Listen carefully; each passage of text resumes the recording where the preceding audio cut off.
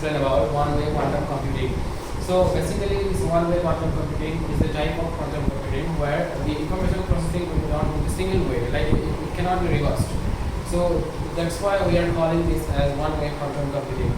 And like what are the resources that we are using for one-way quantum computing? It's basically the cluster state or graph state that we use for the preparation of the entangled states or one-way quantum computing. So we generally use cluster state.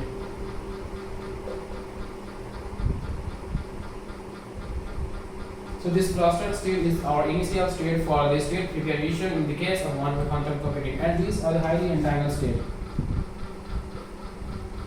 Highly entangled state.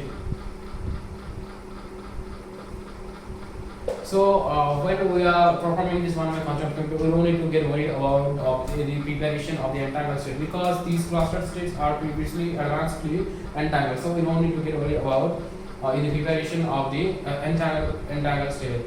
So I will explain why this one-way quantum computing is one way.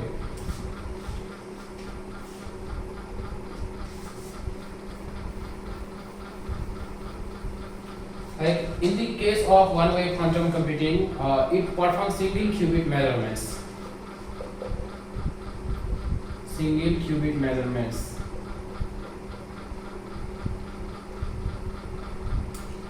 So each qubit are measured one by one sequentially. So you are not allowed to perform multi-qubit measurements, like 2, 3 qubits. You cannot perform measurements simultaneously.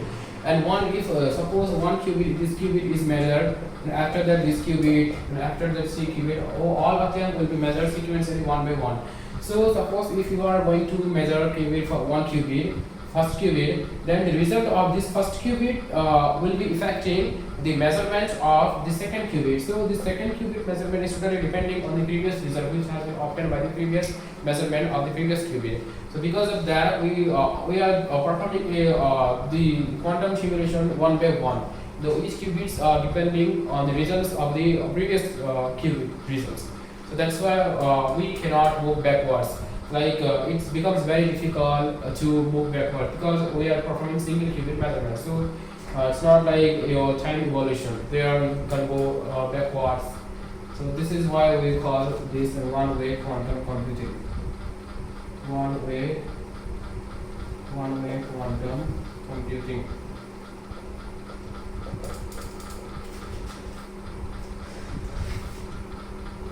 So there are some errors also, like whenever we are doing any kind of information processing, so always there is any kind of error or noise occurring in our circuit. So to remove those errors, we generally perform feedback, classical feed-forward mechanism. We perform classical feed-forward mechanism.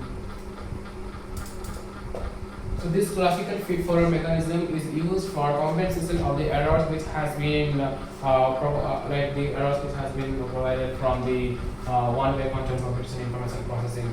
So this is how we compensate for the errors.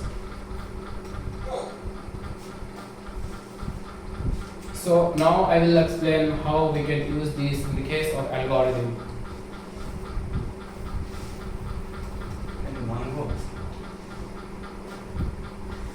In the case of like different types of algorithm, they will be requiring different kinds of measurement procedure. Like different types of. I'm not going to explain all the algorithms in detail. I will just say the definition, how we are going to perform different algorithm. Only the definition, I will just write. That's all. Different algorithm. Different types of algorithm.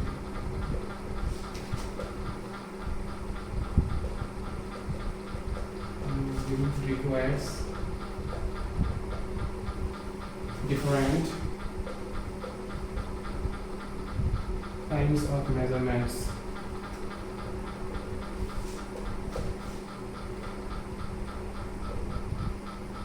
So this is just like you can implement any type of quantum circuit from this cluster state.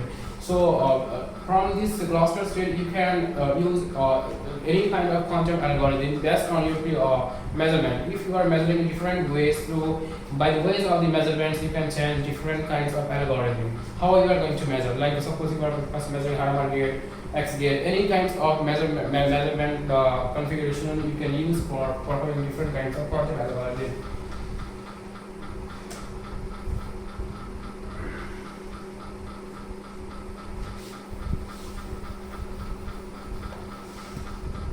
And this is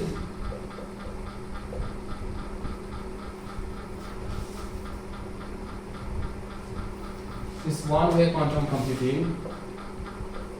This is universal quantum computing.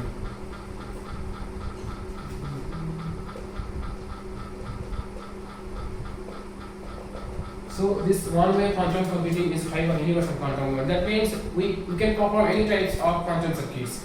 So that's why it's called universal quantum computing.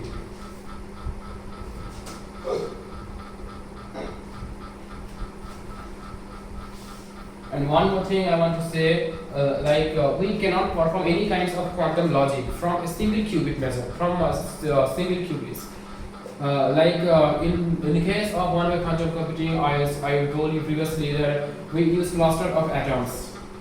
Any kinds of cluster states like this one, they are connected to each other. So all of them are very highly entangled. So in the case of entanglement, we generally know that the one particle, one qubit, depends on the behavior of the other. That's why if the information has been encoded in the encoded, like the information has been encoded to different types of qubits. So if you are going to get the information from one qubit, then that is not possible, because the correlation between the qubits, they are contained in the information. So if you want to get the actual information, then you have to measure all the qubits, not a single one.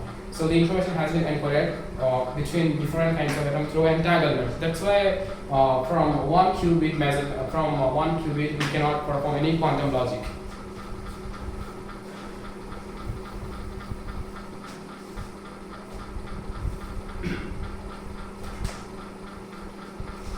So this is what I told, something basics about one-way quantum computing. How about you? I'll begin.